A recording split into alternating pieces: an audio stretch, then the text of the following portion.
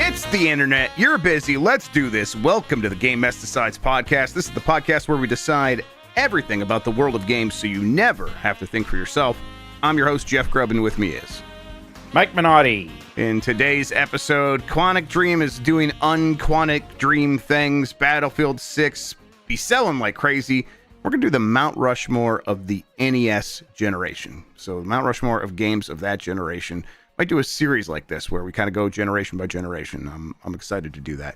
I think this one might be a little bit easier. I think it's going to get harder as we go along, as there's just more and more games. But for now, we'll tackle the NES generation. I guess that includes the Master System. Yeah, Sega Master System and stuff like that. So it includes the Master System. Does it include PC games that came out around that time? Let's just do a separate Mount Rushmore of like 80s PC games at some point. Okay. All right. Cool. All right. So Mike, how are you doing? Yeah, I'm pretty good. Busy today. Been playing lots of video games, catching up. There's even more. It's funny because like I am still playing a lot of new releases, but I'm almost playing different ones than I thought. Like I am checking out Absalom, and I'm actually having so much fun with that there's some other stuff. Like I just want to play started Rise of Yotei. Yeah, you can't. You gotta wait for your next run. I do have before your next run.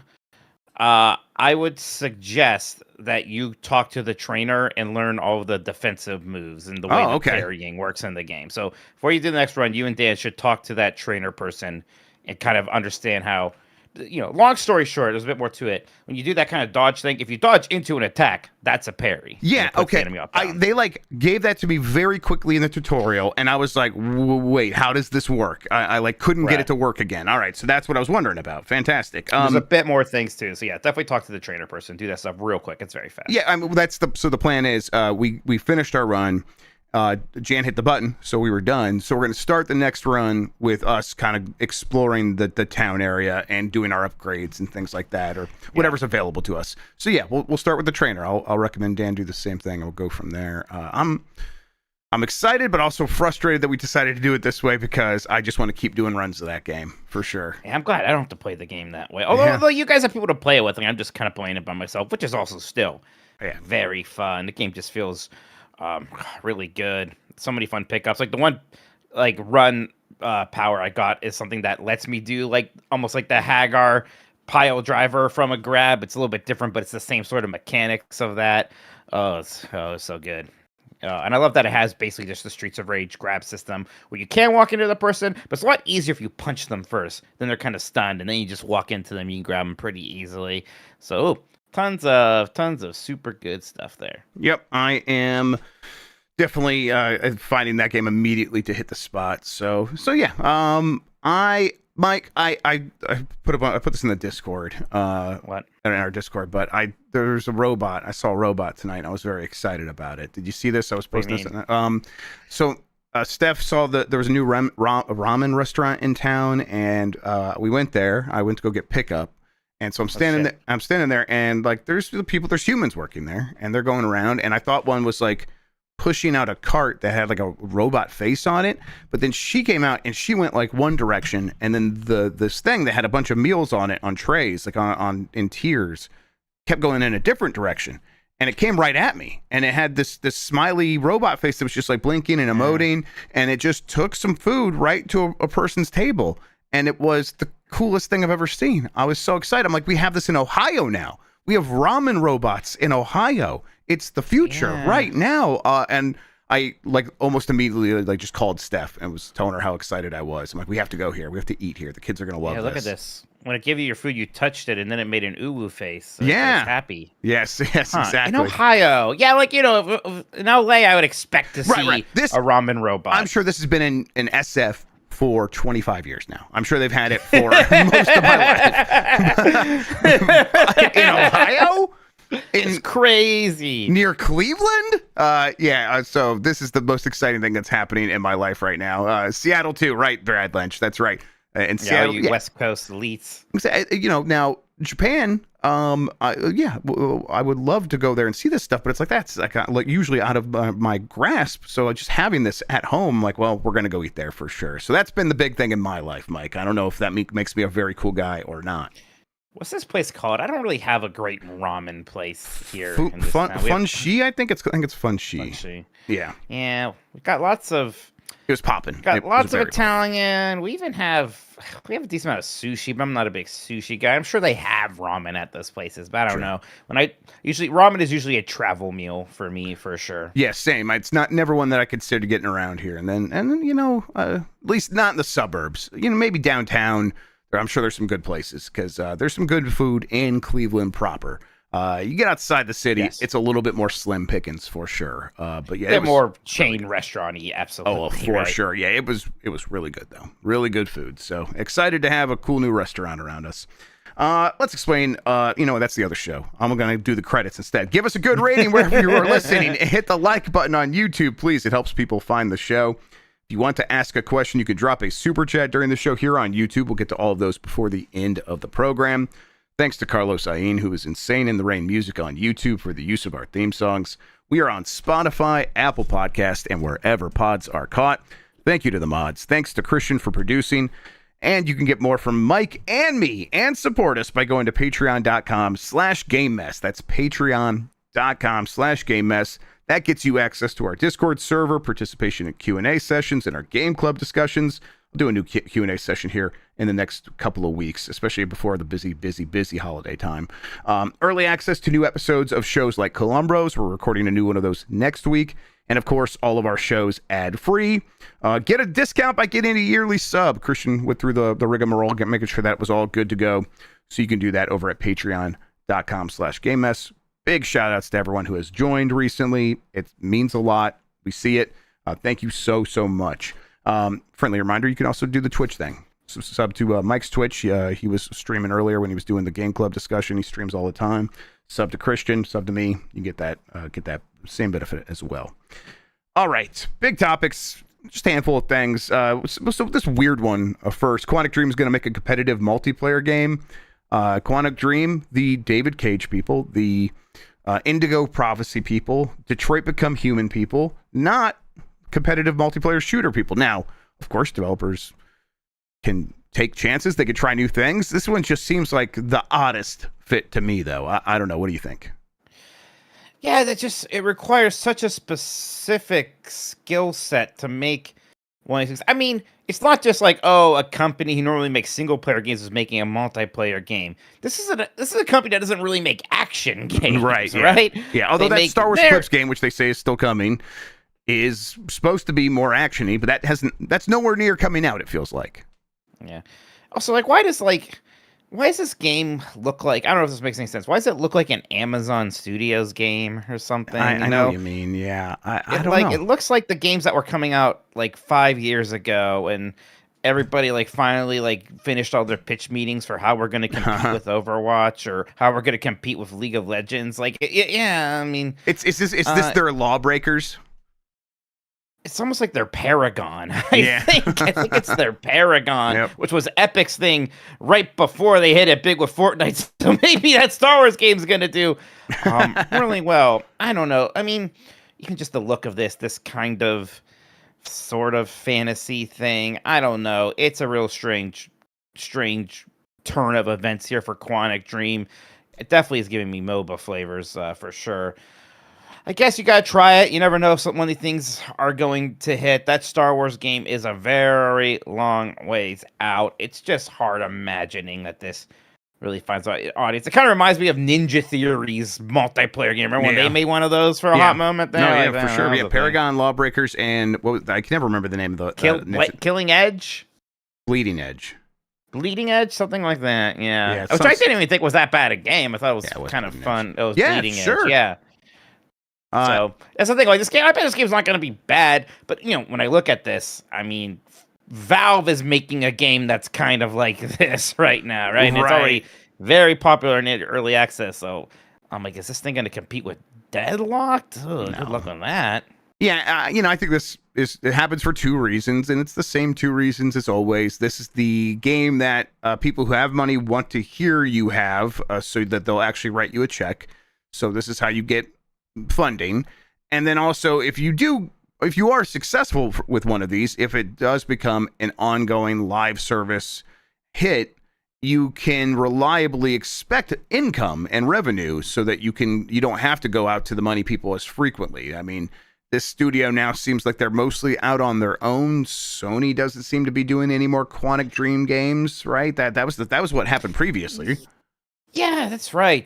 Which is weird, because it seems like Detroit Become Human was a pretty decent success. Yeah, I think that, and that one always felt like it got pretty big with that, like, slightly more casual audience that's like, oh, this is what video games could be. And it's like, yeah, that looks great, right? Yeah, I get why you seemed like a good fit for Sony. So I'm kind of shocked that there wasn't just, another one of those for the PlayStation 5. Maybe they didn't want to work with David Cage because there are maybe he's not fun to work with. Yeah, there's allegations, alleged allegations, I should say. And it is NetEase now, and I'll tell you what, this looks like something that NetEase greenlit. It looks like a NetEase game. Yep, exactly.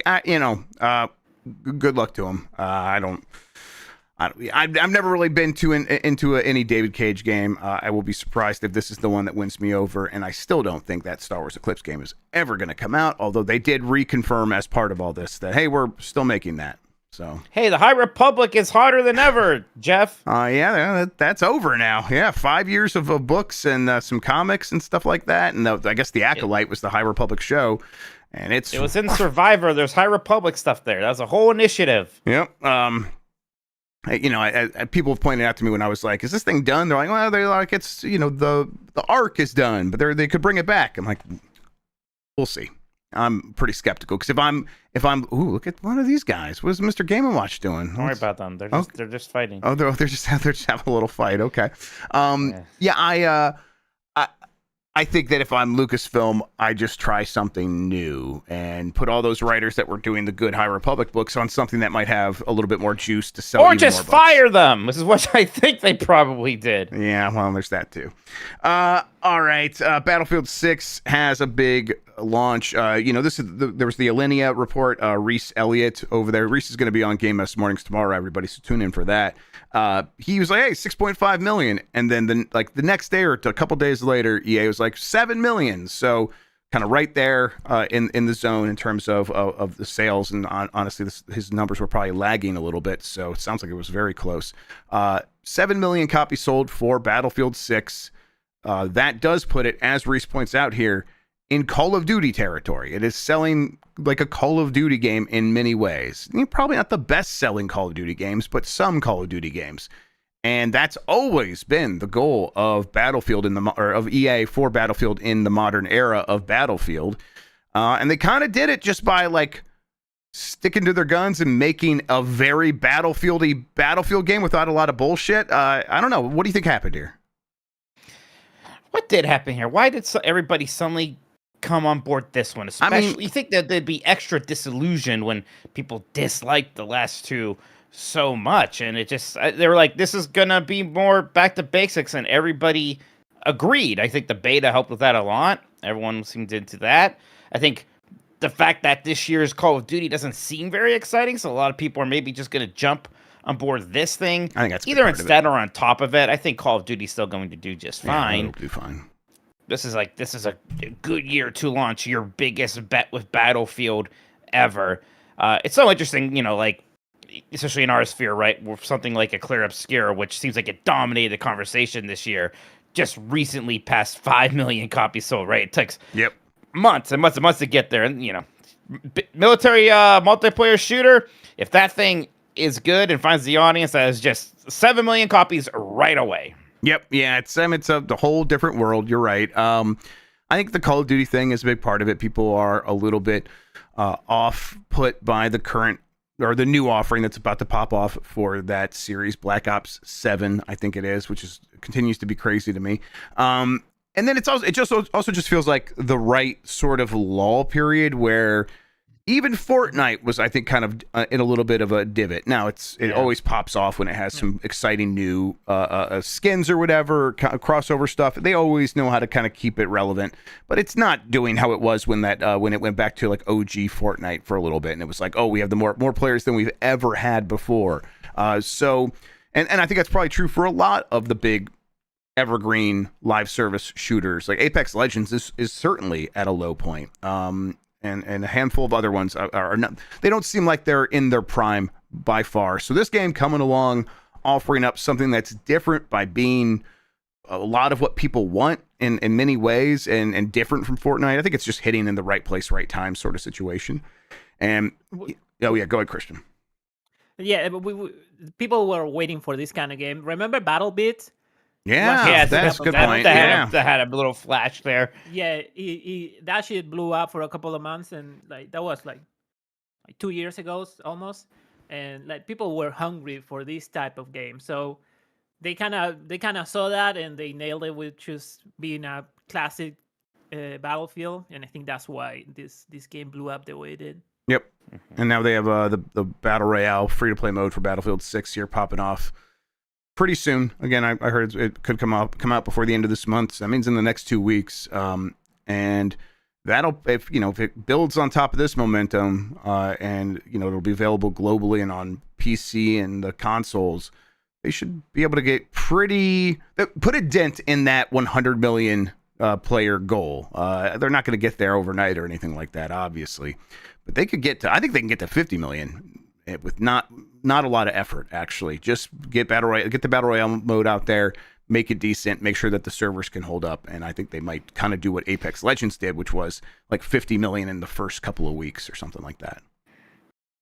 Sure. And the game's going to keep selling throughout Christmas. Oh yeah. If like I don't know if like the Black Ops 7 is going to have some disastrous reception, but if it is, this is the game that's going to continue to benefit from that. Yep. All right. Meanwhile, we're talking about EA. You might remember they're being purchased by a bunch of conglomerates, that are funded in large part by Saudi Arabia. That deal is nowhere near being closed, and because of that, many of the EA employees have banded together to write an open letter in partnership with a game industry union, United Video Game Workers, to basically lambast this deal and beg for scrutiny from politicians. And then as part of that, some politicians, maybe even separate from it, just I think for their own benefit, Elizabeth Warren and one other senator were out there being like, hey, yeah, we should scrutinize this deal because it is going to take a lot of data and a lot of information and a lot of U.S. business into a foreign country. A foreign country that certainly has ties to 9/11. It kind of feels crazy. This defining event of our lives. That's like, hey, never forget. I have to take my shoes off at the airport to this day because of this thing. And it doesn't even come up when these deals are proposed for most people. It's wild.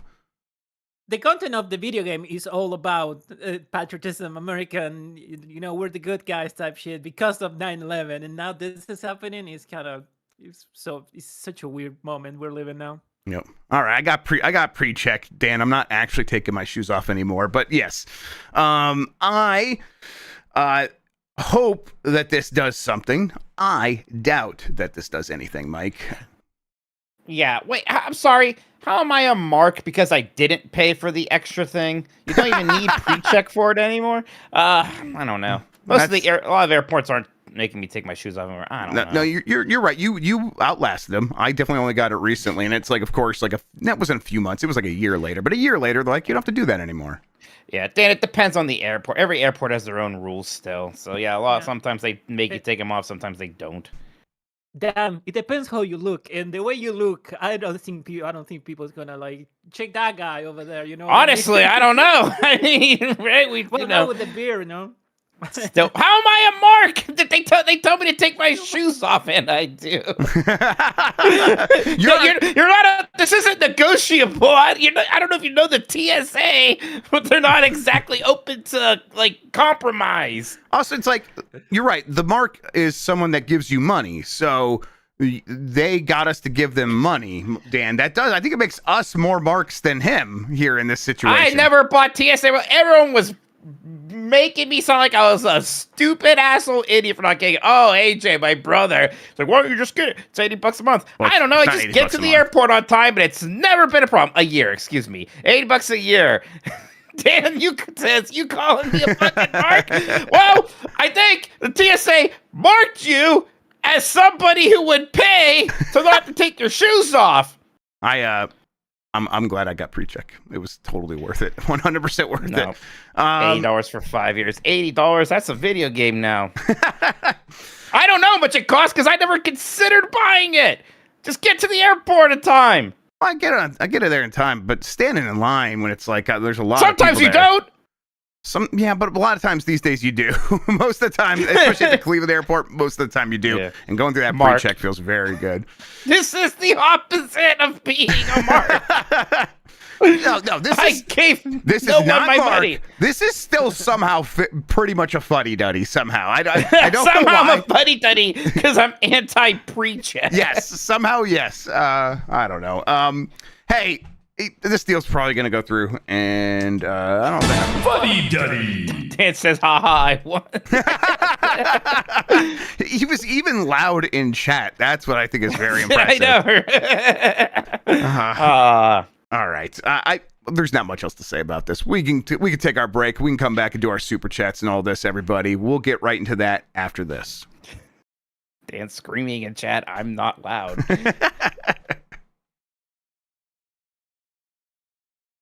All right, let's keep going with Game Mess Decides. Mike, we got a handful of super chats in here. Let's read them. Sure, from Nathan Maloney. Jeff, he spells it Geoff, by the way. Ever think about writing a book? What would it be about? Mike, is World War II canon to Kingdom Hearts? Should it be? Much love. Yeah, occasionally it would take a lot of effort. Like I've enjoyed writing, but it's also a painful process. I think it is for a lot of people. Not everyone, but and like I sort of I agonize over it. Like I want to get it right, and then even then I'll look back and I'm like, oh well, this isn't right at all. Now I spent all that time trying to get it right, and I think this is terrible. It would probably be about video games for the first couple of books. I would like to kind of just like write about the industry or pick a very boutique topic. You know what I'd like to write about? I'd like to write about the history of Silicon Graphics and Nintendo. I think that'd be a fun one to write about. I would like to write a kind of the oral history or just a documented history of how that deal came together and like what Silicon Graphics was like at the time and then why they weren't able to keep up with the Joneses and graphics and stuff like that. But that's a very inside-y sort of thing. So it's never one I've even tried to pitch.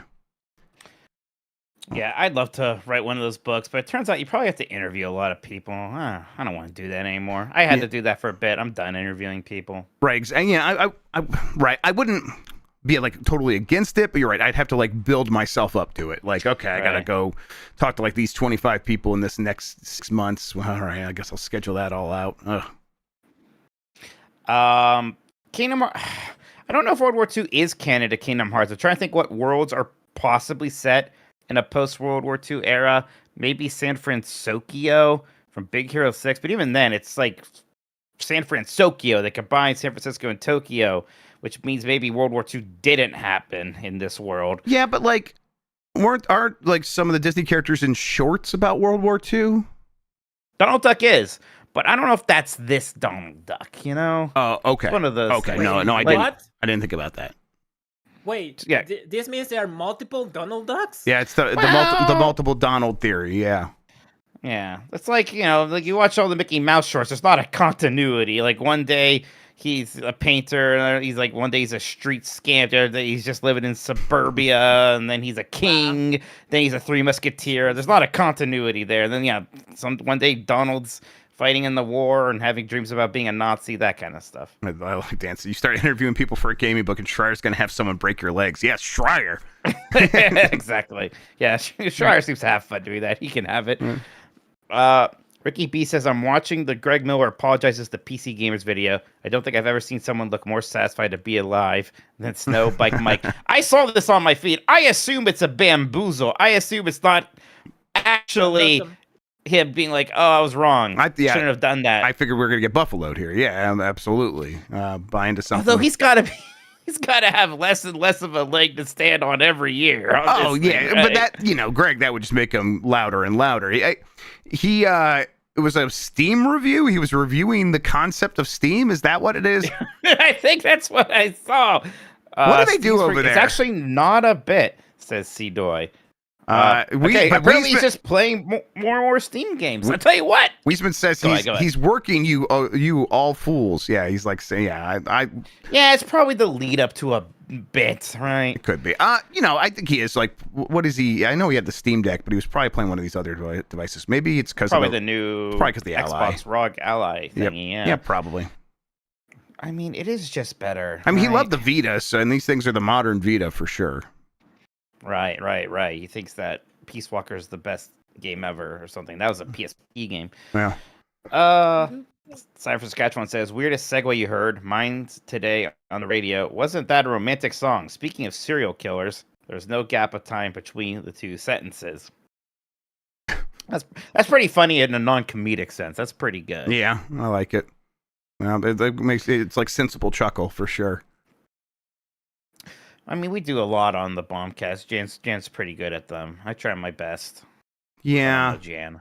And the nature of a segue is like it's so transitory that once it's done, I don't need to remember it anymore. So it leaves my brain forever. So I don't know if I can bring up the weirdest segue I've heard. Although I know I've heard some weird ones, and maybe I'll write them down for you next time, Simon.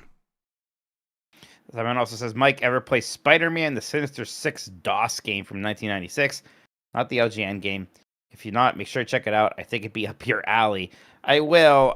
Gosh, I had some bad DOS games when I was a kid. 1996. That's pretty late for DOS games. Yeah, for sure. Still that period. Yeah.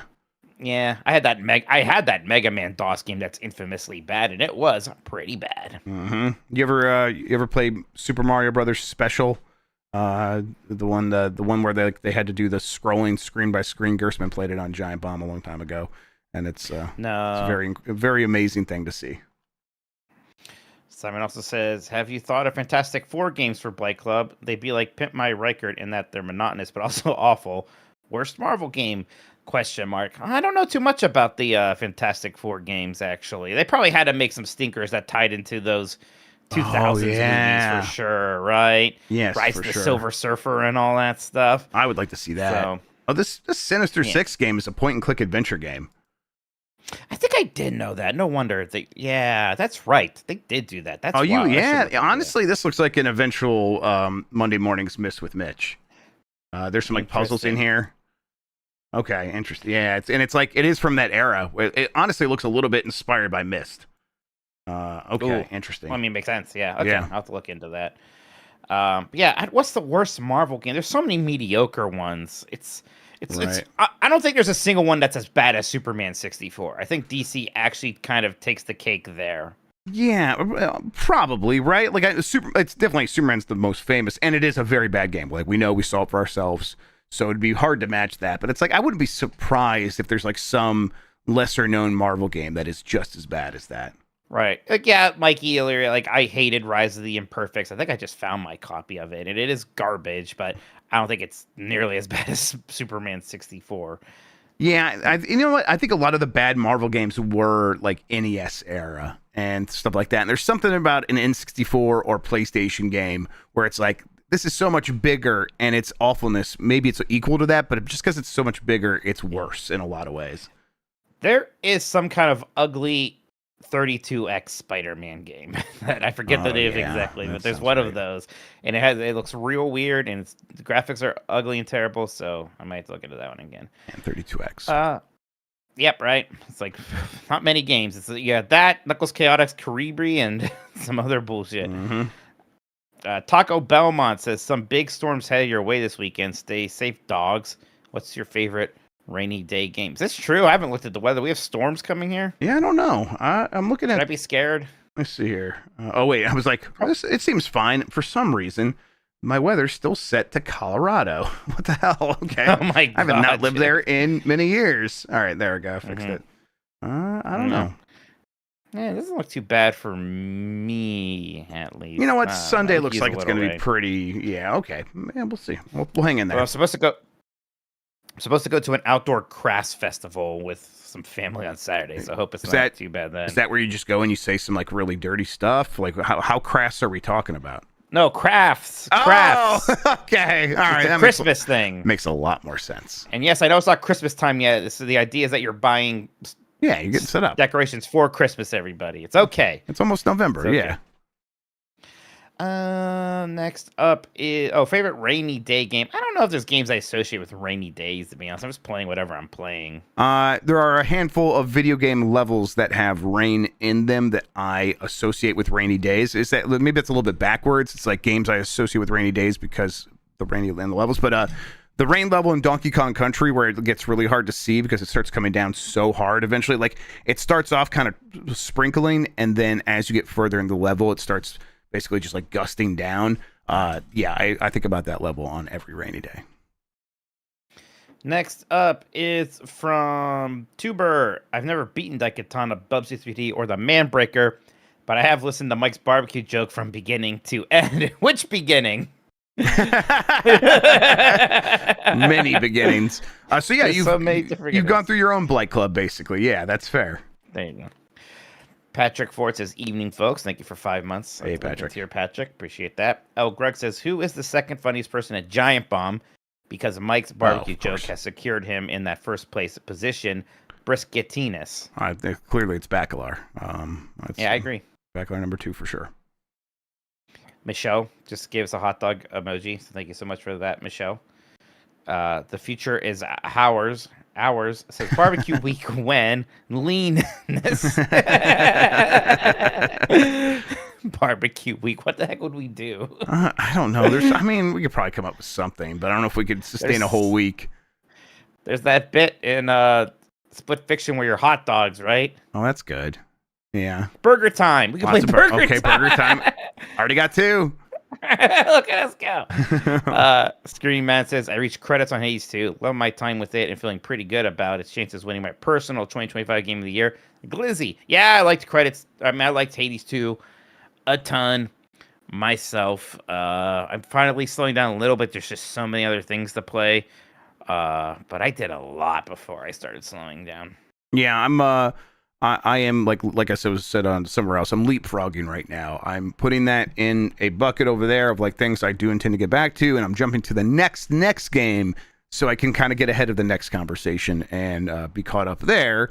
And while hopefully other people are still catching up on these other games that they haven't finished yet, and then that way I can maybe play Hades 2 as I'm getting into the Game of the Year discussions themselves. Matt Souza says just got tickets for Bruins Mammoth game in December. What's your go-to concessions to grab at a game? Wheatus. I'll get a gay Bud Light, and I will sometimes a hot dog. You know what? If they have pizza, usually I'll get a pizza, like a little personal pan pizza or something. If it's a baseball game, I absolutely need a hot dog. If That's it's anything else, I'm thinking of hockey though, because of the question. Yeah. No, exactly. If it's anything else, I'm probably getting nachos. Honestly, I'll get a hot dog and nachos at a baseball game a lot. I like nachos. Nachos are great. Pretzel's good as well, for Brian Corliss. I always love a big soft pretzel. 01 says, Grubb, you should check out La Baltros in Cleveland. It's probably the best restaurant in the city, and don't sleep on the cheese board there. Actually, look this up. This is not super far away from where we saw our Joe Hisaishi concert. So it's over there near all the museums and Case Western Reserve College. So yeah, I've not heard of this one. I might need to check it out sometimes. Apparently it's French. Oh, okay. Yeah, I'll check it out. Yes, I'll get the cheese board. Sounds good. There you go. Next up is Acratics. At the airport, my flight got delayed. Any fun stories about delays or missed flights? You missed one recently, right, Disney? You got the wrong day, or no? Maybe you purchased your tickets for the wrong time, the wrong day. Yeah. Oh, that's right. I realized. I was fine, but I realized that I bought the wrong tickets. I mean, early on when I had to fly out for my first E3s, I was just messing shit up constantly somehow. The only time it was actually a straight up, I missed a flight. I went there, and by the time I got there, they were like, "No, that flight is was yesterday or was tomorrow. I forget what it was. And, like, I had to get a hotel, something like that. How? I don't know. Well, Jeff, I mean, sometimes you read a date and you read it wrong and you put it in the calendar wrong. All right. I mean, that's all that. I mean, it's literally what happened, Jeff.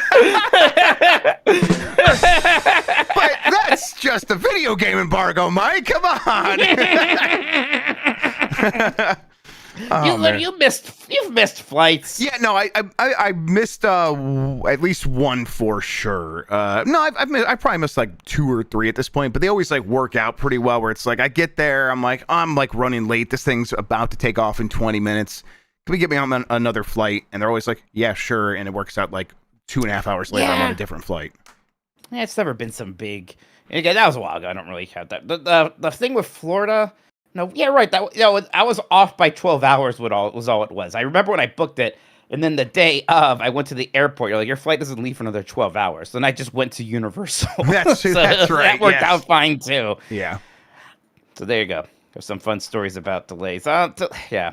Actually, I've been good with delays, knock on wood, recently. It's mostly my fault if I'm waiting in an airport for a while. Not so much the airport. Yep, same. All right, Epic Overworld says, not a bit. Greg is really playing more games on a gaming laptop and handhelds. It is the first sign of the console apocalypse. It could still be a bit, but I almost find it hard to know how you can do this job these days and not just sort of slowly become more of a PC gamer, right? Yeah, it's handy, first of all, because it is easier to take some of these devices with you to play a variety of different games, and he definitely likes handheld gaming in one way or another. And yeah, I'm with you. Like, just over time, it's, I don't know, keeping up with these consoles is a little bit more of a hassle than keeping up with stuff on Steam. Next up is the Drum Kid, who says, I have 40 minutes left to bid on this complete in-box NES action set. Should I get it? And what's the max bid I should place? Currently at 52. Well, definitely 52. Yeah. 40 minutes probably going to pop off here pretty soon. NES action set. That's like what? Is that That's the Zapper and the 2 controllers, I believe, and it's the cart that has Mario and Duck Hunt. Yeah. I mean, and that's the one too. I mean, that's the NES to me. That's the NES. I mean, I'd pay $200, up to $200 for that. So certainly more than 50 something. I'd definitely at least go up to 100 on that bad boy for sure. Yeah, maybe 150. 100. Yeah, 200 is the right number. 200. Yeah. Yeah. We did have the what was we had the one that also came with track and field. We had that one. So. Yeah, that's the one I would like play at a friend's house. I was like, what is going on here? And it's like, oh, this came with your system. It's like, okay, cool. Yeah, no, we had the action set. That's the one we got. Although we had the gray zapper. It had like the proto Dance Dance Revolution trackpad thing. You're supposed to run to make your guy run, but you find out you get on your knees, you just smash him with your palms of your hand. You go much faster. That's the way everyone did it. Next up is Rug. It says, Power Set. So what happens first? Microsoft irons out the kinks for Windows handhelds or Steam Deck 2. Also, is Valve still doing a home console-like device?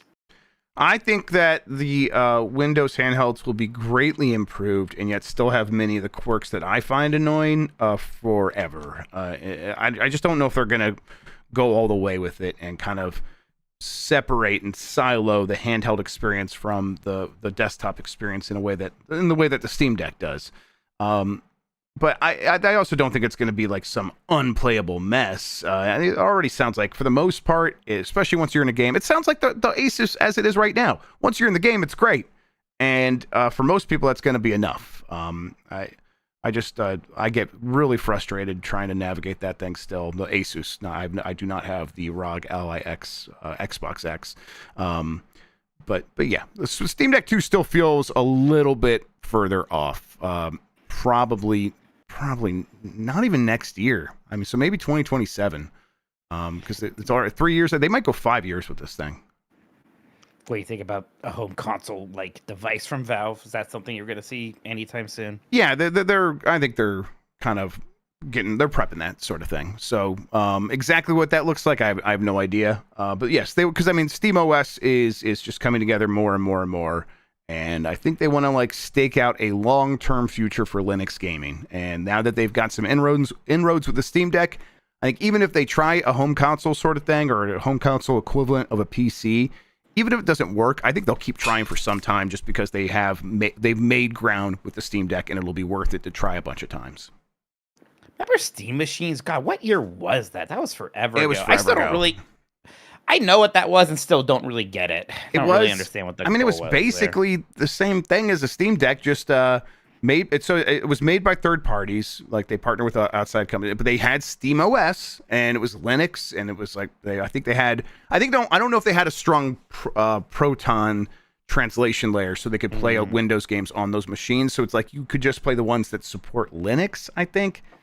Maybe I'm wrong about that, but I never tried one, so I don't know. And a big part was the controller too. Remember that? Oh yeah, the Steam controller. People who weren't me loved that controller. Next up is Big Fresh 37, who says, "I'm more interested in a multiplayer game than any game David effing Cage was gonna write." What if this multiplayer game somehow still has a lot of David effing Cage writing? What if your goal is not to defeat the enemy's tower, but to be the first person to be put on the back of the robot bus? Sounds. You have to fight your way out of the bus. Shoot your way out of the bus. Yeah, it's like the Fortnite bus.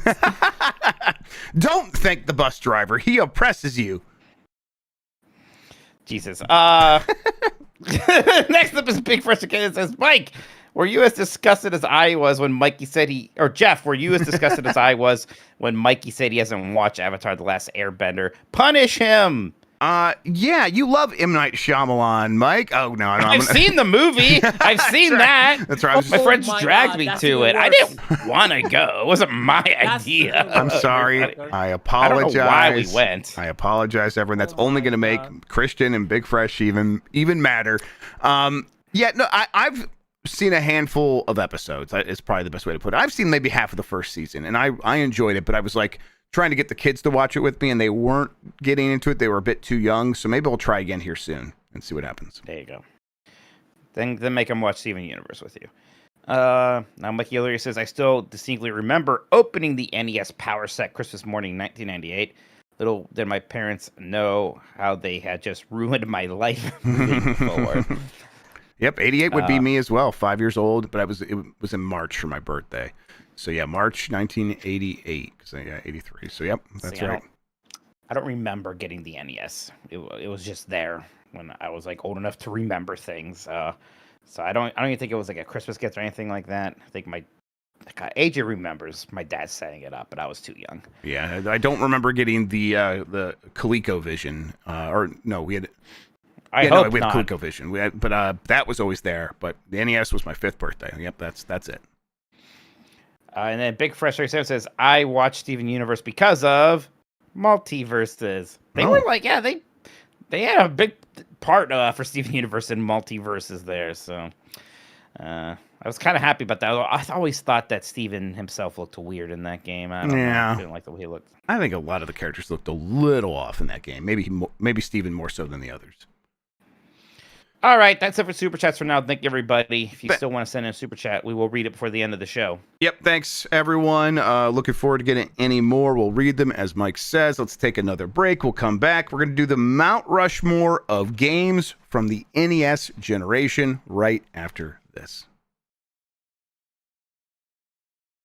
All right, we're back. Mike, let's do the Mount Rushmore of the NES generation. The games of this generation could come from any platform, but we're going to stick to the consoles. That does mean, like, we're not considering Atari and stuff before. We did this when we were doing our, what we did, like, for a while there, we were doing a bunch of things back-to-back week top after. 10 generation. Top 10, yes, top 10. So let's do the Mount Rushmore of NES games. What do you think are the most representative of the NES generation? Why is RC Pro console? Sorry, Mike. Yeah, sorry, what's that? Sorry. Oh, yeah, we did consoles before. Yeah. Right. Why is RC Pro M2 already on there? I just was testing the thing. But no, I mean, I'm dead set on that being number one, Mike. And it's RC Pro M2, which, did that even come out in the United States? I don't know. I want I want to start with this exercise. Do you think there's any Sega Master games that really make this thing? No. Like, what do you think is the most important Sega Master System game? And I like the Master System, but come on. I don't think there's an important one. Alex, was there an Alex Kidd game that people liked? I don't fucking know. Everyone's reevaluated Alex Kidd pretty negatively these days, except for Alex Kidd in Shinobi World. People like that one. Yeah, it's like Phantasy Star is the best one they have, but even then, like, if we're gonna put, we're gonna put Dragon Quest or Final Fantasy on here. I like Phantasy Star a lot, but it's not more important than Dragon Quest or Final Fantasy. Right, and then we're doing it this way because we'll get to the next generation, and it will be like Super Nintendo and Genesis. That's the one with Data and Worf in it. And then we'll go to people. Hey, PS1, N64, Saturn. Like we'll have a bunch of options there, but for now, it pretty much is just the NES generation. All right. Well, in that case, I think Super Mario Brothers should be on there. Interesting. All right, going out on a limb. Yeah, that does feel like a George Washington for sure. Yeah. It's because it's Mount Rushmore. Even though I think, Mario Brothers 3 is probably the better game, and I think 2 is really interesting, and a Mount Rushmore context, it is certainly just Super Mario Brothers. Yeah, and then it would be like The Legend of Zelda would almost feels like also equivalent to that, but I think there's maybe some more discussion to be had about that one, because we're going to get a lot of games for these 4 slots. But it still feels pretty... There's a reason I'm saying it right away. Yep. Yeah, I mean, it's Zelda. There's so many games that are of that ilk, of that style, that kind of open up more. And of course, it has its inspirations and stuff like Adventure, but it just kind of brought it all together. Also launched a massive series, but also launched a massive genre. It just continues to influence video games for sure. Let me ask you, which Mega Man game? In this case, it would probably be 2, actually. I think it probably is 2 as well. Okay. It is 2. That is the most important one. The first Mega Man game is fun. It's neat. It wasn't that big of a hit. They made the sequel in the right time. Mega Man 2 is like, this is the template for how we're going to do this now. And not just for for the whole run and gun platformer genre in a lot of ways. It was like, oh yeah, that kind of started there with Mega Man 2. Right. It's almost like one of the first important sequels in a lot of ways. Sure. It was like, okay, something can get a lot bigger because we hit the sequel right. This thing walked so Street Fighter 2 could run. Mm-hmm. It does get a little bit more. Now we'll put a bunch more on at this point. I think we kind of are going to be at a point where it's like we're figuring out that 4th spot in some ways. But let's keep going here. I would throw out Mike Tyson's Punch Out next. All right, Mike Tyson's Punch Out, 2 exclamation points. It is a big part of it is it holds up super well. It's a game you can go back to today. I love going back to it all the time. It has those big, awesome sprites. It just kind of felt like nothing else on the console in a lot of ways. And then it was a great adaptation of a port of an arcade game that was like, oh yeah, this is way better now that it's at home. And they put in some extra work into it to adapt it for the home audience. It's also just incredibly fun and well made and looks great and sounds great. I think Dragon's Quest needs to be deeply considered, even over Final Fantasy, over any Final Fantasy. Not only is it, the first JRPG, but just as its importance as a console RPG, right? I mean, RPGs were very much a PC gaming thing. People struggle to adapt that into, more simplified format on a controller, on the home market, and that's exactly what Dragon Quest was able to do, and it's why we have so many games these days that are basically still kind of Dragon's Quest. So, yeah, I think that's a big one for sure. I do see people in chat calling out some other ones, but I'm gonna go with one that, like, for me felt very emblematic of the NES, and I think still is for a lot of people. Maybe it's slightly less popular. I don't know. I'm gonna say Contra. I don't think that's crazy at all. It's kind of a hard uphill battle, I think, to make the cut. But I don't know. That was co-op action gaming that just had. It was weird, loose adaptation of a bunch of different action movies, and it did a really good job. Probably because it wasn't hampered down by actually having a license. It was like people just made by people who clearly liked Schwarzenegger and Stallone movies. And they're like, let's put them on the cover and then make a game about these two beefcakes shooting guns. The spread gun is like wasn't that on our Mount Rushmore of video game guns, video game weapons? So. Like, there's a reason for that. It kind of started here. So yeah, I will consider Contra. But I want to consider Castlevania, though. I kind of almost struggle to come up with like a point aside from it's so NES. It's like the most NES game in a lot of ways. It's just really freaking good. Mike, I think that's honestly like a good point for that for this game. It's very NES. Yeah, it just brought it has that NES kind of music I want from it. It's got a very specific style. There was something about the setting, right? Because so many things even at this point were cartoon characters or fantasy or sci-fi. And here's one that was, classic monsters and Castlevania and stuff like that. So it's obviously still a series that matters a lot. I think like Contra, which again, another game that is just so NES to me. I think it might struggle in a Mount Rushmore aspect. If it was a top 10, then Castlevania and its sequels would do pretty well. Yep, absolutely. All right, there's I'm glad you said Castlevania. It's probably what I would have put next. I'm considering a couple others here. Again, it feels like we're already getting out on a limb a little bit, though. What do we do with Tetris? That's interesting. I don't know. That's a Mount Rushmore of Game Boy games for sure. I don't know if it's a Mount Rushmore of NES games. I know that NES game has become Generation, though. NES Generation. NES Generation. You're right. NES Generation. You're right. Yeah, I don't know. It's tough. I mean, we could consider it. It's not. I mean, it's like there's an argument to put Tetris on there easily. Like, I don't know. The Game Boy game was 89, so like that's this generation, right? That's not the Super Nintendo generation. No, but I mean, the handhelds are like on their own track, and I almost would just do a separate handheld thing. But I don't know. We could consider it for this if you want. This is the first time ever where I've been more enthusiastic about considering Tetris or something than you have. No, screw it. Get it out of here then. Fine. All right. Okay, cool. Oh, yeah. I mean, I'll leave it up there, but yeah. Okay, so like, let me throw out a couple that like I just want to like see if there's any chance. Tecmo Bowl. Now I'm no over the yeah, shirt. I mean this. Yeah, I think there's something about sports games. I mean that's sports game on NES. The sports games really do anything before the NES. Like I guess in the arcades there's maybe some things like that. But yeah. Like I mean I feel like that is also a genre that got really kickstarted for sure. You're wearing a Tecmo Bowl shirt right now. Yeah, I am wearing one right now. Yes, absolutely. Yeah. And I put it on before I even knew that Tomonobu Itagaki died, and he worked. This was the first game he worked on was Tecmo Super Bowl. Yeah. R.I.P. Yeah. Yep. R.I.P. Yeah. Absolutely. It was a real sad thing to hear about.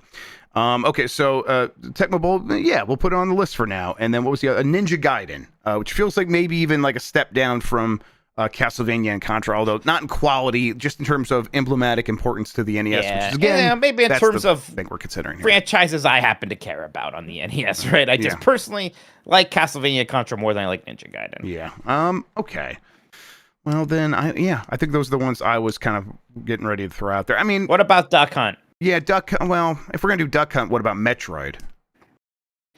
I think we always kind of punish Metroid a bit for not being Super Metroid. Uh-huh. But I think Super Metroid is where it comes together. Like, hey, spoiler alert for next time, everybody. I bet Super Metroid's gonna be on our next one. But Metroid was laying down some good groundwork. I think, honestly, in some ways, Metroid is just kind of 2D Legend of Zelda, right? Yeah. Oh, yeah. And Super Metroid is where it kind of feels like more than that. Yep.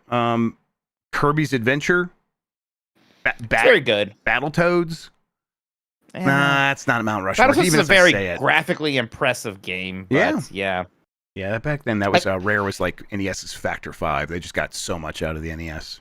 Right. Like, you know, it's kind of hard for beat-em-ups were important for the NES. The problem is like beat-em-ups will kind of go away eventually. So I don't know. Like, honestly, the beat-em up again next time with Streets of Rage 2 is where maybe that stuff gets considered. That sounds right. Okay. Anything else you want to like throw out for consideration?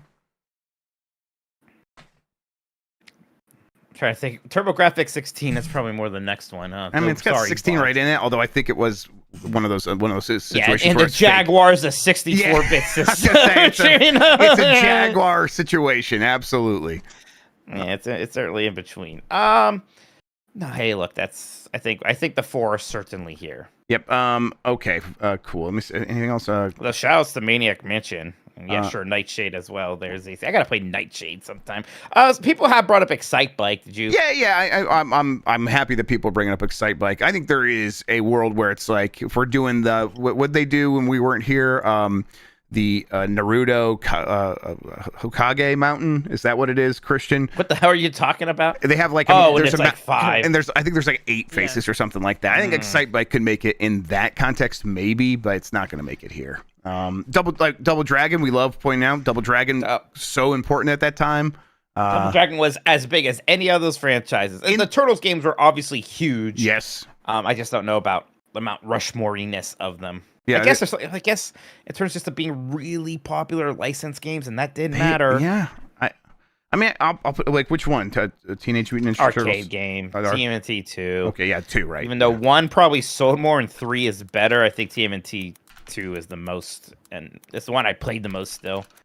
That first level, that is actually one of the most seared into my brain first levels in a video game ever. Is April O'Neil's burning apartment building? Yeah, well, yeah. That is like almost up there with like E1, M1, and 1-1 for me in terms of first levels. God, you're right. I can, like, you said it, and I'm like picturing it already. I could see the enemies. God, when they did the weird, we called them pinballs falling down the staircases when we were kids, like giant pinballs. Get the pizza thing, and then God, it's on the short list here. Teenage Mutant Ninja Turtles 2, Tecmo Bowl, Tetris, Castlevania, Contra, Dragon Quest, Mike Tyson's Punch-Out, Mega Man 2, The Legend of Zelda, Super Mario Brothers. And for people wondering, well, what about Super Mario Brothers 2 or Super Mario Brothers 3? George Washington served 2 terms. He's only on the Mount Rushmore once. That's that sort of thing. Yeah. Right. Okay. So where do you want to go from here? I do think Mario Brothers and Zelda are locks. I agree with you. I agree with you. Yeah, God, they are. You're right. There's kind of no question there, really. Now, the next one I would pick might surprise you. Okay. Because I think even more so than Mega Man 2, I think you have to have Dragon Quest on there. Okay.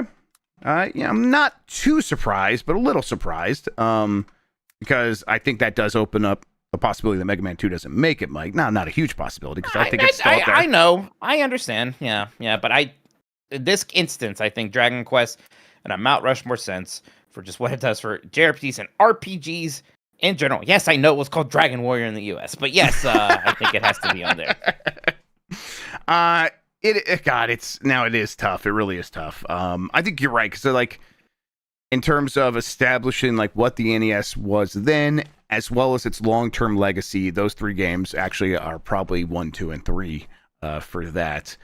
God, I don't know. For 4, I don't know. I almost want to go with like Castlevania just because it's like so NES, but I could really go with almost any of these. Yeah, so it's, again, Mega Man 2 has that magic sequel sauce. Mike Tyson's Punch-Out, arcade conversion that's better than the original. Contra, 2-player co-op. Castlevania, just the most NES. Tetris, the seminal puzzle game. How NES-y is it? Tecmo Bowl, sports games, Teenage Mutant Ninja Turtles, licensed games, and also a bit more of that arcade port thing going there. Sure. Okay, wait. I do see Ryan Ullman in chat does say Duck Hunt, and I know you said it already, but like he's like, it's so ingrained in like culture, so deep in culture. It's like, yeah, God, that is kind of convincing. The last time I tried to push Duck Hunt, I got yelled at. I just want to say, well, I mean, how do you feel about that? I don't know if I can buy how important it is. I mean, Duck Hunt was bundled with Mario Brothers. I think that's the reason why a lot of people had Duck Hunt. Right, no, yeah, absolutely. But now it's like sort of, that doesn't matter at a certain point. It's emblematic to a lot of people. And it was a very different kind of game. Yeah. I mean, it's a light gun game. Is it generational, really? Duck Hunt. I mean, Duck Hunt. No. Duck Hunt more important than Mega Man 2. Duck Hunt is. You know, like that Duck Hunt is so important. My grandpa knows what Duck Hunt is. Like I tell him, and he's like, "Oh yeah, well the thing where you shoot it." Yeah, it's definitely in the Like, so culture. boring nose. Is that a little bit more of a popularity contest thing at a certain point though, which is not what we're doing here. Okay, I would go Mike Tyson's Punch Out then. That's me though, but something about that does feel a little off, but I'm not sure what I would replace it with. You know what? It can be Mega Man 2, Mike. It probably is just Mega Man 2 now that I'm sitting here going back and forth. It's Mega Man 2.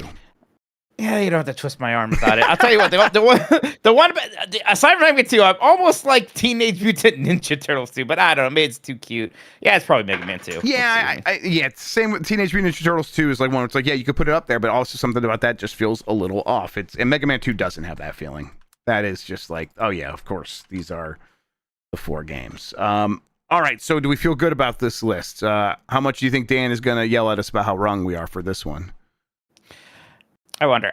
Anybody who thinks it's not Dragon Quest, by the way, well, you're insanely wrong. What are you talking about? I know that it wasn't as popular in the U.S., but that doesn't matter. You don't have Final Fantasy without Dragon Quest. You don't have basically all console RPGs as we know it without Dragon Quest. Just insanely popular. Yep. Yeah. Insanely Dragon Quest is correct. Also very popular, just maybe not here, but still insanely popular.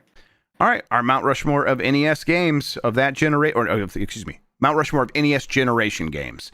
Super Mario Brothers, The Legend of Zelda, Dragon Quest, Mega Man 2. A clean sweep for the NES. Congratulations. Wow. Yeah. Sorry, Fantasy Star. Get fucked. All right, excellent work. I will post that online, let people yell at us.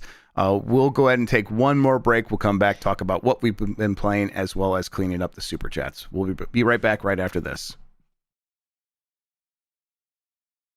All right. I'm so impressed how everyone is impressed with us. Everyone just seems to be like, hey, you got that exactly right. There's been no notes so far. So that's really good, Mike. Yeah. Enemy Mouse says Earthbound should have been on the non-boomer list. Do you know what Earthbound is on? This is why we have to make the lists, everybody. There's like Mother one was Famicom, right? But that's not what we're putting on here, right? Is that how that worked? No one. That was Famicom, yeah, Mother 1. Yeah, so that's not what we're talking about. We're not going to put Mother 1 on here, everybody. Come on. Nobody likes Mother 1. Everybody thinks Earthbound is just the much better version of that game. Yeah. All right, Mike, what have you been playing? Couldn't even get the name of Dragon Warrior correct. Hey,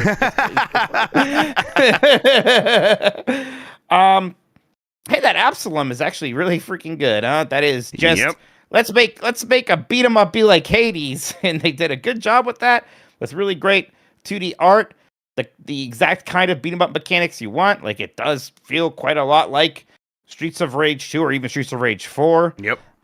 Yeah, just the way that there is the good mix of the permanent progression and the stuff that changes per run. Maybe like each run doesn't feel quite as distinct as say a Hades 2. Sure. In fact, like there's different characters you can play as, and there's a different thing you can pick for your special move. It's kind of like your weapon in Hades 2, where like, oh, each night one of those is highlighted, so you'll get better benefits from it. But that's not nearly as different as having a different weapon as in Hades 2. But still, just it feels really good to play. There are some neat mechanics with things like the dodge system and how that is also tied into the parry system. So yeah, I see why this one has been gaining a bit of traction. Yeah, I played some of that today as part of This Is the Run, which if you want to watch that, we are streaming them live, free for everybody on Giant Bomb, but the archives are going to be premium for now. Like eventually there's going to be some way to watch these, but if you want to like watch along and stuff, it's going to be premium. That's just the way we're doing it, trying some stuff. And I've done one run, and I really want to keep playing the game. It is there's a huge draw to go back to it, but I can't. That's fine. Me and Dan are going to beat it our next run anyhow, so it doesn't matter. And I think that God, immediately it feels really good. It does remind me of Streets of Rage 4 and of the golden axes. You get on a mount in this game. Reminds me of some of the D&D beat 'em ups from Capcom and stuff like that. Sure. It just pulls up a bunch of fun stuff. And then the Hades influence was immediately apparent when I got one of my first boons. I got was one that added some like wave attacks to my special. I'm like, oh yeah, this is Poseidon. I get this in Hades every time I get the option. So Yeah, I was just excuse me, my throat's closing up a little bit. All right, there we go. Breathe. Yeah, no, I just had to cough there a little bit. I was like, okay, yeah, I immediately get it. Can I ask you, when you do play, Mike, how many runs do you think you're doing at a time? Like, well, so far I have not been able to play a ton yet. I've only done a few runs. And so far it's been like, I have 30 minutes, I can get a run in. Is Okay. how it has been. So I definitely would like to like have a night where I go wild on it. Also, I have this on PC, so not on my like Switch too. So it's not these things where I'm like with Hades 2. There's a lot of nights I was just staying up too late because I was just in bed. I was like, well, I could just fall asleep later and just kept playing it. So yeah, I haven't gone super hard in terms of back-to-back runs yet. I would like to though. yeah, but I mean, that's also, I'm like, okay, no, this sounds like a game that maybe a one run a night thing wouldn't be insane, which is encouraging to me as someone who's playing it the way that I am playing it. I don't want to be one of those ones where it's like, oh yeah, you're gonna like do like 10 runs a night, and that's the only way you're really gonna be able to get through this thing. But no matter what, doesn't matter. Next run's the run. Anything else, Mike, that you've been playing? I did actually start Pokemon Legends ZA. Oh, okay. Night. I played like an hour or so of it. Even just a little bit. I have such low expectations for Pokemon these days, Jeff, that when I play one and I'm like, oh yeah, this is fun, I'm somehow pleasantly surprised. I'm like, ooh, like I got a Pokemon. That's neat. I want to get more Pokemon. Did you get a good sense of the combat? Like, because I mean, that's the big. It's live at or real time and stuff like it's that. It's cooldown based now, so yeah, it's real time cooldowns, and I think that's actually a really neat change because even just right away, like every time you start a Pokemon game, your first Pokemon has like Tackle and Leer, and Leer like lowers defense and Tackle hits them, and I'm like, I'm just gonna hit them, right? Like, how many hits is it gonna take? How many hits would I have to get in there for the debuff to be worth it? But here, well, you tackle them, and then, well, that's refilling its cooldown. Well, now I can use Leer because it's right there. Oh, wow, that already sounds better. Right, and then I'm imagining, because you don't have the hilariously named PP system anymore, because it's just all cooldowns. So right. So, yeah, thank you, Chris. So I imagine eventually, like, stronger moves are just going to have higher cooldowns. And so it's not so much like, oh, I can't use this move because I can only use 5 of it before I have to go back to a Pokemon Center. Right? It's just like, oh, if I use this, then it's a longer cooldown. And that's why you maybe want to have some quote-unquote weaker moves attached to your Pokemon as well. So, yeah, I think this is actually a really good system. Maybe even the way to go forward. I'm a little surprised how well that change is actually working for me. At the very least, it's like they got to learn from this and take it back to the turn-based games and maybe mix some things up so that you don't have those problems that you listed out there of like, oh, I don't want to use this move because it's going to be a hassle to go back to a Pokemon Center. Yeah. Right, exactly. And not that the game is gorgeous or anything, but it's colorful and it's running like at a smooth 60 frames per second. And I'm like, boy, that is at least enough. Yep. It's not enough to get extra praise, but congratulations, Pokemon, you have met the bare minimum from me. And the sacrifices are obvious. The JPEG that is the buildings or the city or whatever that's been going around. And I'm just like, this doesn't bother me. It's not great. I'm not going to praise the game, but does it bother me? No, I'm not going to be looking at these buildings anyhow. Who gives a shit? So, yeah, at least they're making some smart sacrifices to get the game to run well everywhere. It apparently runs fine on Switch 1. Obviously, it runs way better on Switch 2, though. So, yeah, it runs pretty well. Even just like, okay, this game's set in a city. That's neat. Like, your kind of home base is this hotel. And, Jeff, I think you know this about me. I really like hotels. Yeah, I like them, too. But I think the one thing I know about you is, like, Mike likes them more than most. I do like hotels. I think hotels are cozy. I think they sometimes have personality. Not all of them, of course. Some of them are very corporate. I think I don't know. I think there's something interesting about hotels. I need a hotel management sim game. Ooh, yeah. I'd be into that. Dustin checks in the video game or something. It is still very weird when this game starts going and people don't talk. I'm like, oh, that's right. We still don't have voice acting. There's something strange about that. Do you think I can get over it? Do you think that they will ever cast voice actors, or if they do have voice acting, it'll be AI voices? I hope. I try to think, Jack. I'll tell you what, with a $20 million budget for a game, I don't know if they're hiring voice actors, right? It's crazy. I don't want to think about AI voice acting in a Pokemon game. Ugh. Yep. Yep. Disgusting. The most likely thing is they're gonna do like gibberish language, you know? Yeah. That sounds like Sure. Well, that's what the Pokemon do. The people could just sound like the Pokemon or something. They're Yeah. gonna do like some Simlish type stuff. Right. Even that would be a welcome improvement to the complete silence, right? That's all. Yeah, it is. Like the science is really weird, actually, especially early on when it's like a cutscene, right? Like a really animated cutscene, and it's still just this text popping up. I don't know why, because I played so many games where that is just the standard. It doesn't bother me. Yeah. There's something about this relatively modern-looking game doing that is just a little strange. So. Like even like Yakuza, right? They like had the big voice cast. Mark Hamill's going to be in this game. He's going to play.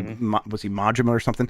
And then like. Those games didn't do very well, and so like we're cutting back. We're just going to have the Japanese voice cast, and there's going to be subs. And it's like, well, eventually they went back and was like, or not, they're like as they went back to voice actors as they had a little bit more success. And it's like, man, I don't know if Sega can do it with this RPG series over here. Why can't you guys? And then of course they can. Nintendo does it, like the Xenoblade games, which sell a fraction of the Pokemon games have voice acting. So I have no idea what the hang up is there, except that it's tradition, and it's a series that is awfully beholden to tradition sometimes, even as it's actively trying to break free from it. I don't know. And they love tradition, especially when it saves them a lot of money. So yeah, I've been playing a lot of stuff that I can't talk about. And no, not just that one. Some other ones as well. Starting some new stuff. Trying to it's still a lot of Final Fantasy Tactics, which is really starting to come together for me. I'm kind of like. I reached out to a handful of Final Fantasy Tactics freaks. I was like, hey, should I kind of always be underleveled in these battles? They're like, oh, no, that's normal. I'm like, oh, okay, great. I just felt like maybe I was messing something up. It's like, I think I might be able to scrape my way through this, but it should feel that way? And it's like, yes, that's right. And then really kind of learning that like every skill that your character can do needs to be kind of purchased with job points. Like every single one. It's like, okay, yeah, now that I got that down, I got my Black Mage going. We got a little bit of damage from a distance. Got one Archer, although Archery's not great early on because you kind of have to use a bolt action arrow thing, so it doesn't have the arc to it. So if you try to shoot someone, it'll go through your friend's back if they're in the way. So it's like, okay, this isn't as useful as you want it to be. So it's kind of like learning out sussing out the early quirks of the jobs. But boy, the levels do kind of go by pretty fast, 10 minutes at a time, maybe 20 minutes if it's something a little bit more difficult. And you get back and you're like, okay, I just got a ton of job points because I gave every single one of these characters the job experience buff. So they get more points just by doing all the stuff they were doing. And I also like, the easy hack of if you have a character that can do anything on their turn, you should be doing that thing. Like if it's just focus, if it's just throwing a rock at an enemy from a distance, because then you'll get the experience points. Fire Emblem. That's very Fire Emblem. Exactly. So it's like, all right. So all this stuff's starting to fall into place, and then the story really is picking up. I don't know how much I love the very flowery. Oh, you know not what you do. They say not and ought more than any other game. Yes, that stuff tickles me a little bit. I have to admit. Okay, no, great. Then yes, and that's like the one part I'm like, okay, that's maybe a bit much, but I'm like, hey, they're doing a good job with it, and I mostly think it's cute, and I think the characters are adorable, so I just like looking at them. But no, the story is really picked up, and maybe it's one that is a well-worn territory in terms of subject matter at this point, but I'm not one to complain about that. I think usually that's fine, and the metaphors are clear, and it's kind of stuff that I'm interested in, and class warfare and stuff like that. It's like, okay, well, let's see where this goes. Of course, it helps that I've heard nothing but good things about the story and its politics. So it's like, yeah, I'm along for the ride. I definitely thought like there was a chance I could fall off this game, and now every time I get a chance, I'm picking up that Switch too. And I haven't made a ton of progress because again, I'm like having these small little hurdles and these bumps in the road. But it's been fun figuring it out. And it's like, the little bit of reward I get on the other side of figuring it out of like, now the game feels easier, or all these options have opened up, really kind of make it a very playable game for me. So I know you keep talking about maybe picking that up soon. I'm looking forward to hearing what you think about it. Is there permadeath in this game? I don't even know. What happens when a friendly unit dies? So when they die in battle, it's interesting. There is basically a timer. They get 3 hearts above them. and if you can Phoenix down them before their turn comes by 3 times and those hearts deplete, then they are back up and they're fighting and it's fine. They get some health back. You can potion them. If you finish the battle before those 3 hearts deplete, they're fine. They just join your team up again and they're good to go. If those 3 hearts deplete, so their turn has come by 3 times, you've not resuscitated them or finished or completed the battle, they will permanently die, and you can like go pick up their stuff in the battle and things like that, and like get some XP from them and pick up some of their the items they were wearing or whatever. And you can do that with enemies as well. And like that's a part of the tactics is an enemy's down, they have been down for 3 turns now. You go pick up the crystal that was their body, and you can fully replenish your HP and MP or something like that. It's a cool system. I want to turn into crystal when I die. Actually, that's a thing people do know. With like ashes. Yeah, I think we can have that done on goop.com, I think. Yeah. Anything else, Mike? No, I think we're good. I think we're ready to. I played some Battlefield 6 with Dan. I've talked about it. It's Battlefield. It's fun. Yeah, I think that's where I'm at too. I think it's a good game. They did a good job with it. Yeah, thumbs up to the Dice team over there. Battlefield, you did it. You did it, Van Good Sampella. luck, people that work in the game. I'm for real. I wish you good luck. Yep, absolutely, for real. Yes, you guys, you delivered on exactly what you were supposed to do, and your reward might be them cutting jobs to save money so they can pay for a damn debt. Okay, let's see here. Mike, do you want to catch up on the Super Chats? Lucas Jensen says, free punchline from Mike, gotta make ends meet. And then James Pye says, Mike, know any good barbecue jokes? Maybe I'll let you do the rest of the wrapping up before I launch into this joke of mine I don't think you've heard before, Jeff. Okay. Somebody made a Star Wars movie crawl version of it, by the way. Oh, really? Oh, no. Mm-hmm. All right. Well, I think, if we got to do anything else, I think I just got to hit the button, right? We can do that. Yeah, if you're watching live, go to giantbomb.com, twitch.tv/giantbomb. Jan is playing Pokemon Legends EA right now. I believe Sean's hanging out with him. We're probably going to go hang out with him after this. Yeah, I might pop in there for a little bit and just say hi. Cool. Mike, thank you. Christian, thank you. Thank you, everybody, for hanging out with us tonight. If you're listening later, whatever you're doing, I hope you're having a good October, good year, as best as you possibly can. All right, Mike. Right. Oh, yeah, Christian, go ahead. Oh, yeah, is there something you want to tell the community about the community? They're doing a community Lego party again, and go with friends tomorrow. So tomorrow game night. So okay, thank you. Ping me when golf with friends happens. I'll see if I can join for that. Maybe I can at least play on the Steam Deck or something. That'd be great. Yes. Thank you, Rare Monkey, for that. The super chat that reminded me. Yeah, good looking out there. Community night tomorrow. Thank you, Matt, Rare Monkey. That's Friday night, everybody. So if you're listening again later, maybe it's Friday night for you right now. Go check out the Discord, discord.gg/game mess. All right, Mike, you guys have a new episode of 90s Disney or anything like that? I don't know. You guys... We're recording tomorrow. Okay. So probably up Saturday, is my guess. Fantastic. Excellent. And as I said before, over on Giant Bomb, I'll have Reese Elliott from Elenia Partners on Game Mess Mornings. And then we're going to do, let's see, there's a couple other things. Steam Next Fest games, I believe we're checking out some demos for UPF. I should put some demos. We're playing more Seventh Guest again, actually, tomorrow. That's right, yes. Because we missed it on Monday because of the holiday. I'm looking forward to it. I gotta play Goo Othello or whatever. So gotta beat that so we can move on. That's right. I like Goo Othello. I get. Some people were very restless about Slime Othello, so I'll try to get past it for them. We'll do what we can, but that's just this game. Like, there's very little we can do other than play the game. I don't know what to tell people. I'll tell my joke during it. Then people will really like it. It'll be too much of two good things, is what I think people would say. Yeah. About that, my joke. So. Before humans, Homo sapiens, there were proto-humans like Homo erectus, and they would hunt the animals for their meats. Oh, something happened to his voice. Christian. Oh, it's beautiful. Christian.